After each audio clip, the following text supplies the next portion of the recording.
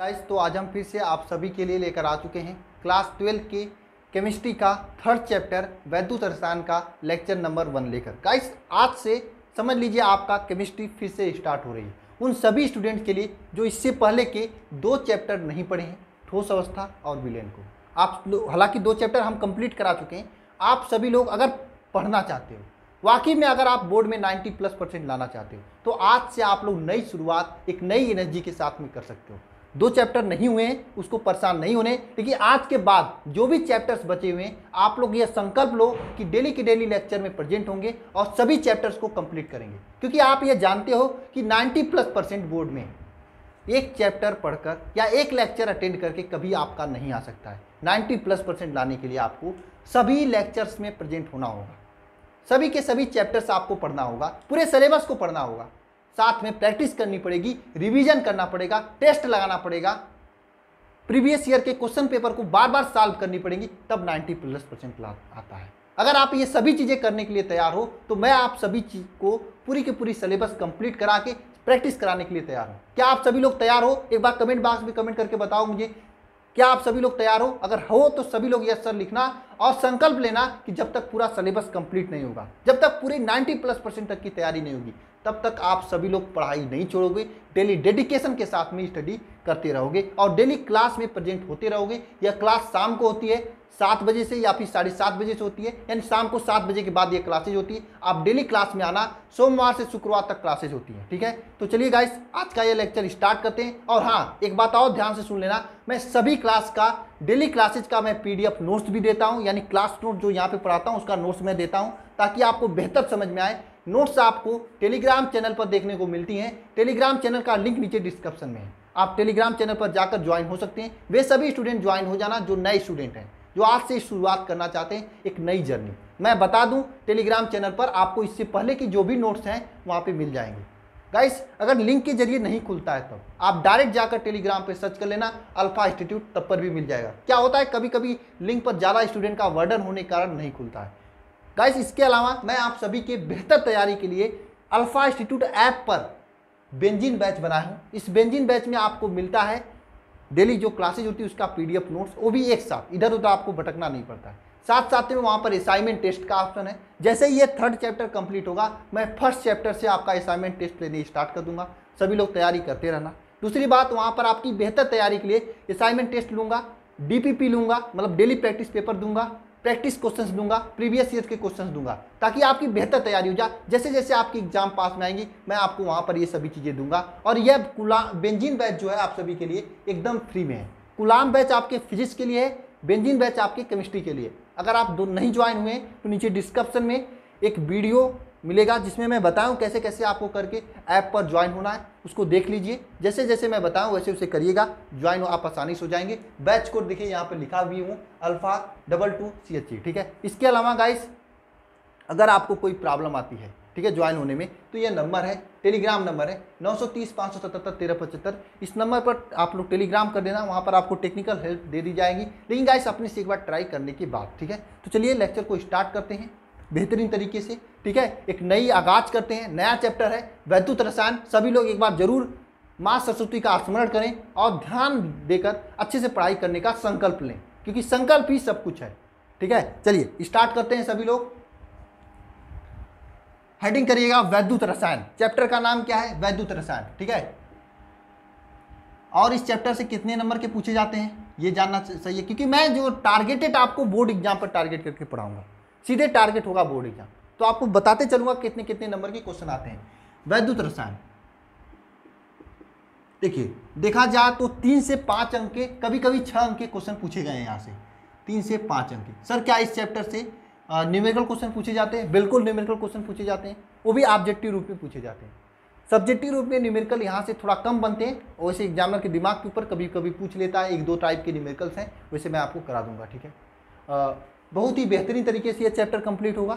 इसमें आपको कोलराउस का नियम पढ़ना होगा जो कि मोस्ट इंपॉर्टेंट है, और विद्युत रासायनिक श्रेणी पढ़ना होगा, उस पर आधारित काफ़ी थियोरेटिकल क्वेश्चन बनते हैं, ठीक है। बहुत बेहतरीन चैप्टर है, ठीक है। चलिए स्टार्ट करते हैं। तो सबसे पहले हम लोग जानते हैं वैद्युत रसायन होता क्या है, वैद्युत रसायन किसे कहते हैं। हेडिंग करिएगा सभी लोग वैद्युत रसायन।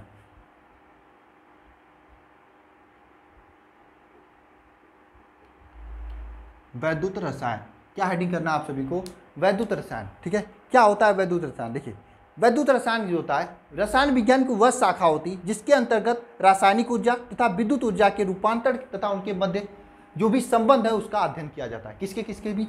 रासायनिक ऊर्जा, रासायनिक ऊर्जा तथा वैद्युत ऊर्जा, तथा वैद्युत ऊर्जा के मध्य जो संबंध होता है और इनके बीच जो परस्पर रूपांतरण होता है उसके बीच का अध्ययन किया जाता है। वैद्युत ऊर्जा तथा रासायनिक ऊर्जा के बीच संबंध का अध्ययन किया जाता है और इनके मध्य जो रूपांतरण होता है उसका अध्ययन किया जाता है। तो वह जिस विज्ञान की जिस शाखा के अंतर्गत अध्ययन किया जाता है उस शाखा को क्या कहते हैं? वैद्युत रसायन कहते हैं। उस शाखा को क्या कहते हैं? उस शाखा को क्या कहते हैं? वैद्युत रसायन कहते हैं। ठीक है, तो इसका डिफिनेशन क्या होगा? रसायन विज्ञान का वह शाखा जिसके अंतर्गत रासायनिक ऊर्जा तथा वैद्युत ऊर्जा के परस्पर रूपांतरण तथा उनके मध्य संबंध का अध्ययन किया जाता है उसे क्या कहते हैं? वैद्युत रसायन कहते हैं। ठीक है, आप लिख सकते हैं रसायन। आप सभी लोग लिखिएगा कमेंट बॉक्स में, जो कॉपी कलम नहीं लिए हैं। रसायन विज्ञान का, रसायन विज्ञान का वह शाखा जिसके अंतर्गत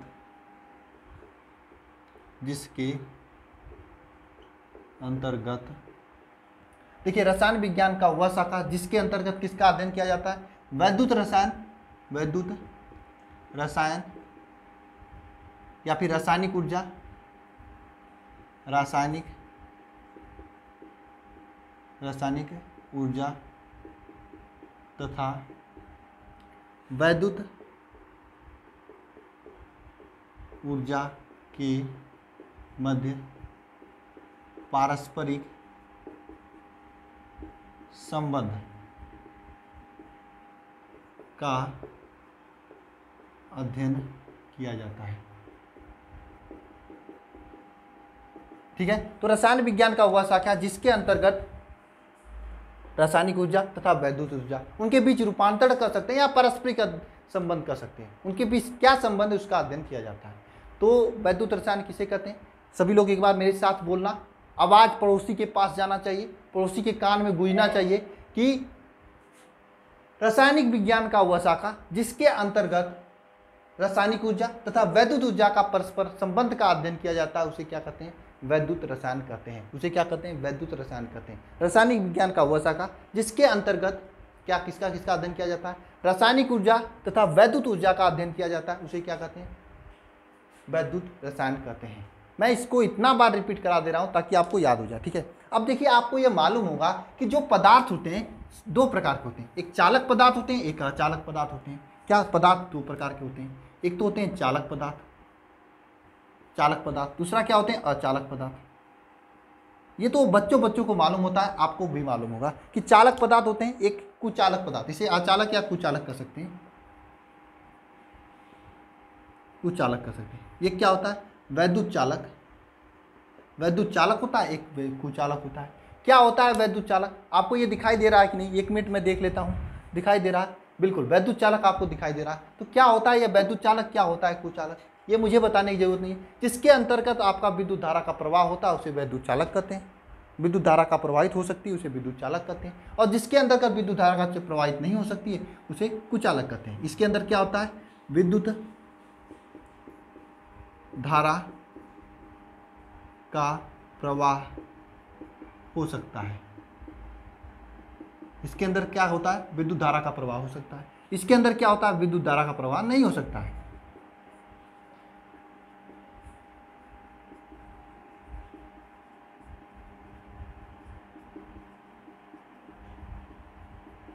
बात समझ में आई? देखिए, वैद्युत चालक में क्या है? विद्युत धारा का प्रवाह हो सकता है। कुचालक में क्या है? विद्युत धारा का प्रवाह नहीं हो सकता है। वैद्युत चालक में क्या है? विद्युत धारा का प्रवाह क्या हो सकता है? हो सकता है। जबकि कुचालक में क्या है? विद्युत धारा का प्रवाह नहीं हो सकता है। तो विद्युत चालक किसे कहते हैं? वे सभी पदार्थ जिसके अंदर क्या है? विद्युत धारा का प्रवाह हो सकता है उसे विद्युत चालक कहेंगे, और वे सभी पदार्थ जिसके अंदर विद्युत धारा का प्रवाह नहीं हो सकता उसे कुचालक कहेंगे। ये बात सभी को समझ में आई? अब जरा बताइएगा सभी लोग, विद्युत चालक कौन कौन से पदार्थ होते हैं? कौन कौन से पदार्थ होते हैं जो विद्युत के चालक होते हैं, जिनके अंदर विद्युत धारा का प्रवाह होता है? देखिए, ये धातुएं होते हैं, धातुएं, धातुएं होती हैं। विद्युत अपघट्य अपघट्य होती है, धातुएं होती हैं, विद्युत अपघट्य होता है। ठीक है, विद्युत अपघट्य का विलयन होता है, विलयन विलयन ठोस अवस्था में विद्युत अपघट्य नहीं होता। अब बात आती है विद्युत अपघट्य क्या होता है, इसे मुझे आगे आपको बताना, इसी के ऊपर अध्ययन करना है आपका, इसी के ऊपर पूरा का पूरा चैप्टर है आपका।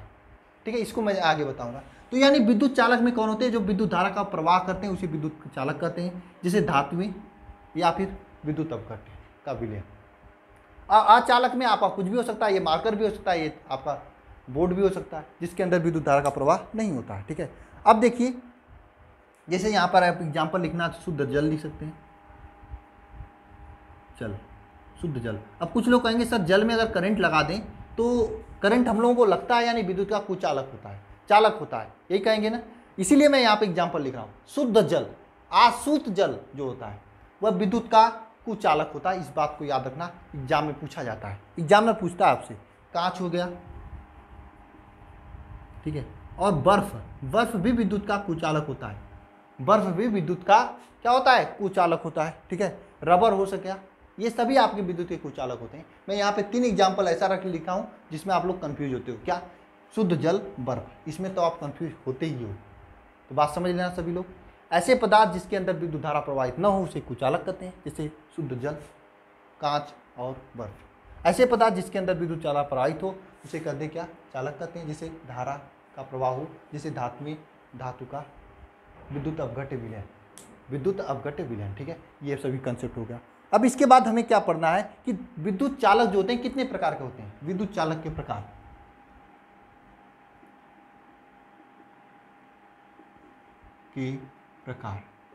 विद्युत चालक के प्रकार हमें पढ़ना है। विद्युत चालक जो होते हैं 2 प्रकार के होते हैं। कितने प्रकार के होते हैं, 2 प्रकार के होते हैं विद्युत चालक। पहला प्रकार क्या होता है विद्युत चालक का, पहला प्रकार होता है धात्विक चालक।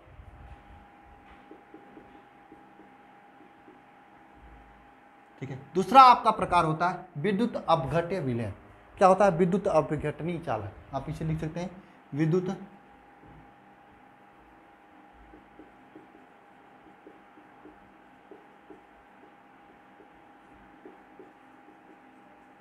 अपघटनी चालक, यानी धात्विक चालक, दूसरा विद्युत अपघटनी चालक। 2 प्रकार का होता है, धात्विक चालक तथा विद्युत अपघटनी चालक। बात करते हैं धात्विक चालक क्या होता है। सभी धातुएं जिसके अंदर विद्युत धारा की प्रवाह होती है मुक्त इलेक्ट्रॉनों के कारण, उसे क्या कहते हैं, धात्विक चालक कहते हैं। इसके बारे में आपको ज़्यादा नहीं पढ़नी है, आप हेडिंग कर लेना धात्विक चालक, उसके बारे में लिख लेना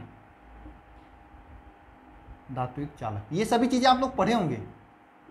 धात्विक चालक क्या होते हैं, वे सभी धातुएं जिसके अंतर्गत विद्युत धारा का प्रवाह मुक्त इलेक्ट्रॉनों के कारण होता है उसे क्या कहते हैं, धात्विक चालक कहते हैं। या सभी धातुएं, सभी धातुओं के अंदर मुक्त इलेक्ट्रॉनों के कारण होता है उसे क्या कहते हैं, धात्विक चालक। यानी सभी धातुएं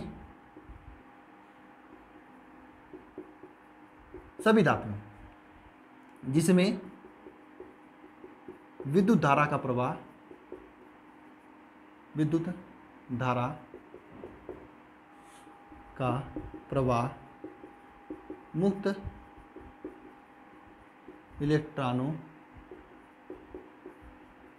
मुक्त इलेक्ट्रॉनों के कारण होता है, क्या कहलाता है ये, धात्विक चालक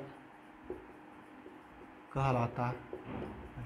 ये क्या कहलाता है, धात्विक चालक कहलाता है। वे सभी धातुएं जिसके अंदर विद्युत धारा का प्रवाह कैसे होता है, मुक्त इलेक्ट्रॉनों के कारण होता है, उसे क्या कहते हैं, धात्विक चालक कहते हैं। उसे क्या कहते हैं, धात्विक चालक कहते हैं। एक नोट में सभी लोग बढ़िया कलर से लिखना, नोट, क्या नोट लिखना है, 10 रुपये का नोट निकालो तो मैं बता रहा हूँ। नोट में क्या लिखना है आपको कि जो ग्रेफाइट होता है, जो ग्रेफाइट होता है ये क्या होता है, अचालक होता है।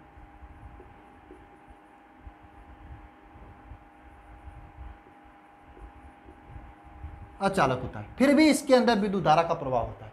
ऐसा क्यों होता है, ग्रेफाइट अचालक है फिर भी इसके अंदर विद्युत धारा का प्रवाह हो रहा है, ऐसा क्यों हो रहा है, इसका रीजन क्या है, इसके पीछे का रीजन क्या है, क्योंकि इसके अंदर मुक्त इलेक्ट्रॉन पाए जाते हैं, इसलिए ग्रेफाइट में विद्युत धारा का प्रवाह होता है। यानी ग्रेफाइट अचालक है, इसके बाद भी यहाँ पे विद्युत धारा का प्रवाह होता है,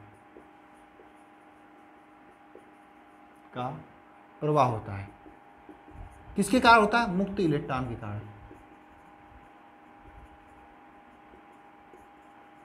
के कारण, मुक्त इलेक्ट्रॉन के कारण इसमें धारा बहती है। ग्रेफाइट अचालक है, उसके बाद भी इसमें विद्युत धारा का प्रवाह होता है मुक्त इलेक्ट्रॉन के कारण, मुक्त इलेक्ट्रॉन के कारण। बात समझ में आई सभी को? बात समझ में आई? मैंने आपको क्या बताया कि वैद्युत रसायन किसे कहते हैं, उसके बाद वैद्युत चालक के बारे में बताया कि वैद्युत चालक जिसमें विद्युत धारा का प्रवाह हो सके विद्युत चालक कहते हैं, कुछ चालक जिसके अंदर विद्युत धारा का प्रवाह न हो सके उसे कुचालक कहते हैं। वैद्युत चालक दो प्रकार का होता है, धात्विक चालक तथा विद्युत अपघटनी चालक, जिसमें हमने धात्विक चालक को बता दिया कि वे सभी धातुएं जिसमें मुक्त इलेक्ट्रॉनों का धारा का प्रवाह होता है उसे धात्विक चालक कहते हैं। ग्रेफाइट एक अपवाद है, ग्रेफाइट अचालक है, इसमें मुक्त इलेक्ट्रॉन पाए जाते हैं, इसके बाद भी इसमें विद्युत धारा का प्रवाह होता है। जब आप लोग पेंसिल आती है ना, पेंसिल को लाइट में लगा कर देखना, लाइट आएगी, ऐसा करना मत, नहीं तो बहुत गड़बड़ हो जाएगा, झटका लग सकता है, झटका लग सकता है। बात समझ में आई सभी को? सभी को बात समझ में आई? चलिए ठीक है, अब हेडिंग कर लीजिएगा सभी लोग, विद्युत अपघटनी चालक। ठीक है, विद्युत अपघटनी चालक। ठीक है, सेकेंड टाइप क्या है? विद्युत अपघटनी चालक।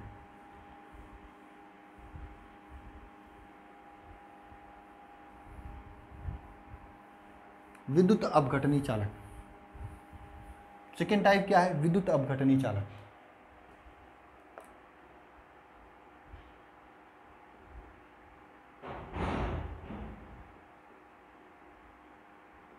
विद्युत अपघटनी चालक क्या होता है? विद्युत अपघटनी चालक, देखिए, जो पदार्थ जल में घुलने के पश्चात वो आयनों के रूप में टूट जाते हैं, जिसके कारण विद्युत धारा प्रवाहित होने लगता है। देखिए, आप NaCl का एग्जांपल ले सकते हैं, NaCl, इसको हम अगर ऐसे नमक को रखेंगे, एक साइड अंगुली डालेंगे, एक साइड विद्युत मतलब तार, आप हाई टेंशन वाला तार लगा देना, नहीं तार मारेगी, आपको करंट नहीं मारेगा। इसी को अगर जल में घोल के करेंगे तो करंट मारा जाता है। क्यों? क्योंकि इसमें जो आयनों के कारण इसमें धारा बहती है, जल में घोलने पर ये अपने आयनों के रूप में टूट जाती है, Na प्लस Cl-, ये अपने आयनों के रूप में टूट जाती है।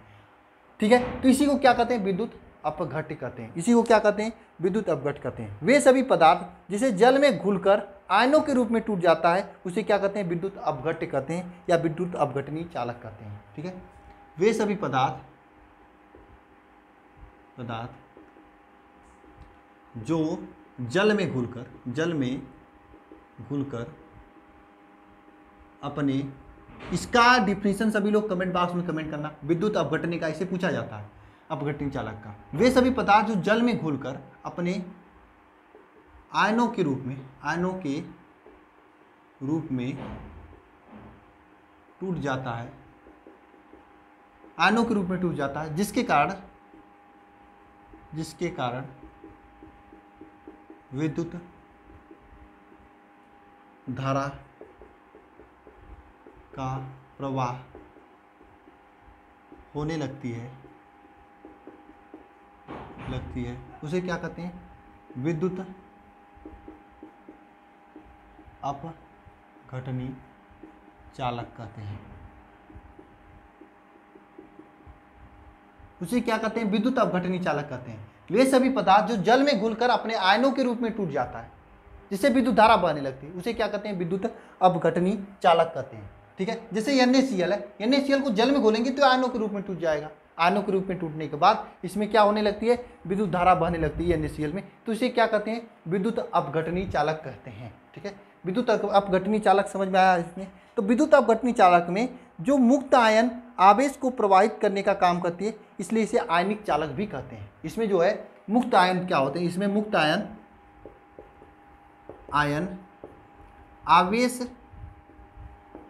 के प्रवाह का कार्य करती है। इसमें जो है मुक्त आयन आवेश के प्रवाह का कार्य करती है, जिसके कारण इसे आयनिक चालक भी कहते हैं। आयनिक चालक भी कहते हैं, जिसके कारण इसे आयनिक चालक भी कहते हैं। यानी जो आयन होते हैं, मुक्त आयन होते हैं, इसके कारण इसमें धारा प्रवाह होती है, इसलिए इसे कौन सा चालक कहते हैं? इसको हम लोग आयनिक चालक भी कहते हैं। क्या कहते हैं? आयनिक चालक भी कहते हैं, क्योंकि इसमें आयनों के कारण विद्युत धारा प्रवाहित होती है, इसलिए इसे क्या कहते हैं? आयनिक चालक कहते हैं। आयनों के कारण विद्युत धारा प्रवाहित होती है, इसलिए इसे आयनिक चालक कहते हैं। समझ में आई? इसमें आयनों के कारण विद्युत धारा प्रवाहित होती है, इसलिए इसे आयनिक चालक कहते हैं। ठीक है, आयनिक चालक कहते हैं। ठीक है, अब देखिए विद्युत अपघट्य जो होता है ये दो प्रकार का होता है। एक तो होता है प्रबल विद्युत अपघट्य, एक होता है दुर्बल विद्युत अपघट्य। दोनों के बारे में पढ़ना है। ठीक है, और ये आपके एग्जाम में पूछा जाता है। विद्युत अपघट्य का परिभाषा सभी लोग कमेंट बॉक्स में कमेंट करना कि वे सभी पदार्थ जो जल में घुलने के पश्चात अपने आयनों के रूप में टूट जाता है, जिसके कारण उसमें धारा प्रवाहित होने लगती है, उसे क्या कहते हैं? विद्युत अपघट्य कहते हैं। जैसे NaCl का मैंने एग्जांपल लिया, Na+Cl- के रूप में टूट गया और यहाँ पे उपस्थित आयनों का विद्युत धारा प्रवाहित होने लगी, तो इसे क्या कहेंगे? विद्युत अपघट्य कहेंगे। क्या कहेंगे? विद्युत अपघट्य कहेंगे। ठीक है, अब विद्युत अपघट्य दो प्रकार का होता है। कौन कौन से? एक दुर्बल विद्युत अपघट्य, एक प्रबल विद्युत अपघट्य। दोनों के बारे में पढ़ना है आज की इस लेक्चर में। ठीक है, जो चीजें मैं पढ़ा रहा हूँ इसको रिपीट करके जरूर आना कल। ठीक है, और संकल्प लेना रिपीट करके आप लोग कल जरूर आओगे। ठीक है, लिखना है यहाँ पर कि विद्युत अपघट्य के प्रकार, विद्युत अपघट्य के प्रकार, विद्युत अपघट्य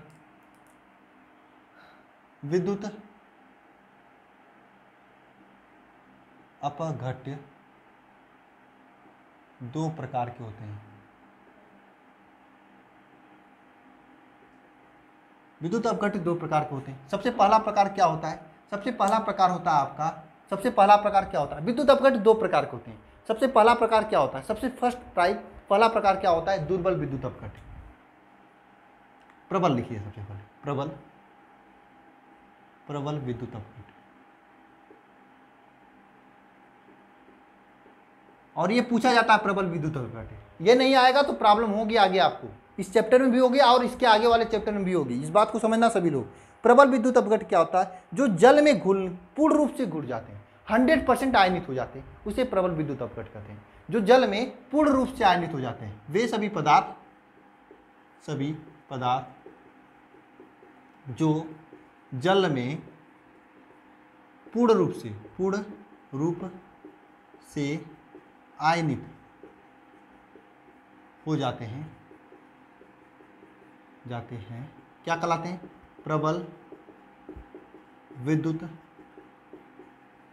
अपघट्य कहलाते हैं। प्रबल विद्युत अपघट्य कहलाते हैं वे सभी पदार्थ जो जल में पूर्ण रूप से आयनित हो जाते हैं, उसे प्रबल विद्युत अपघट्य कहलाते हैं।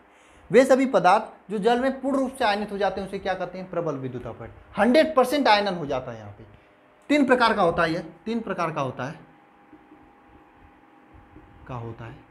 सबसे पहला क्या होता है? प्रबल क्षार। प्रबल क्षार में क्या होता है?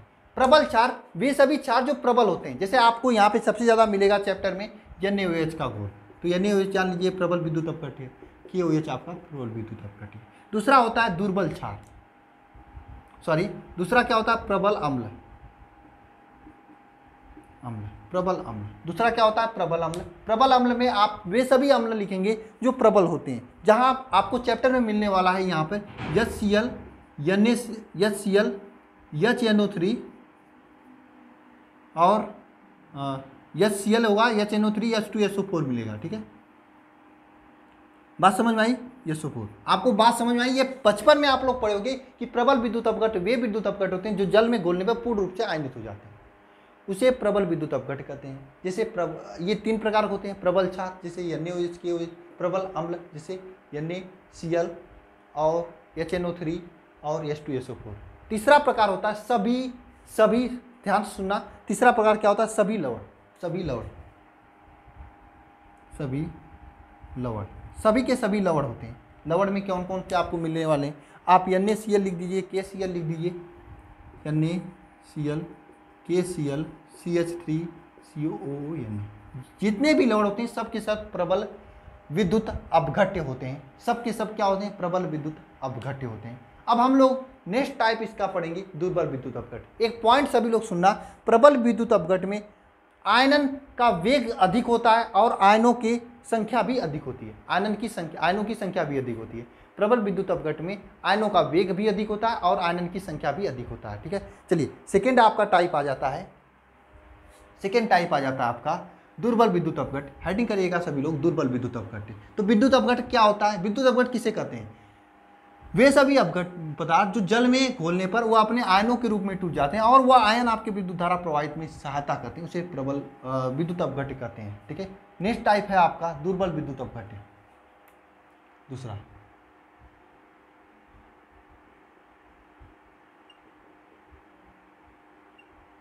दुर्बल विद्युत अपघट्य। दुर्बल विद्युत अपघट्य क्या होता है? देखिए, वे सभी पदार्थ जो जल में घोलने पर पूर्ण रूप से आयनित ना हो, कुछ परसेंट उसका रह जाए, उसे दुर्बल विद्युत अपघट्य कहते हैं। 100% आयनन ना हो जिसका। ठीक है, आप लिख सकते हैं डिफिनेशन, वे सभी पदार्थ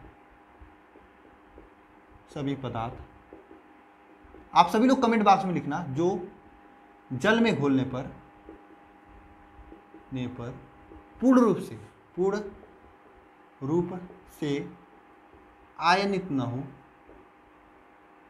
आयनित ना हो, उसे क्या कहते हैं? दुर्बल विद्युत अपघट्य कहते हैं।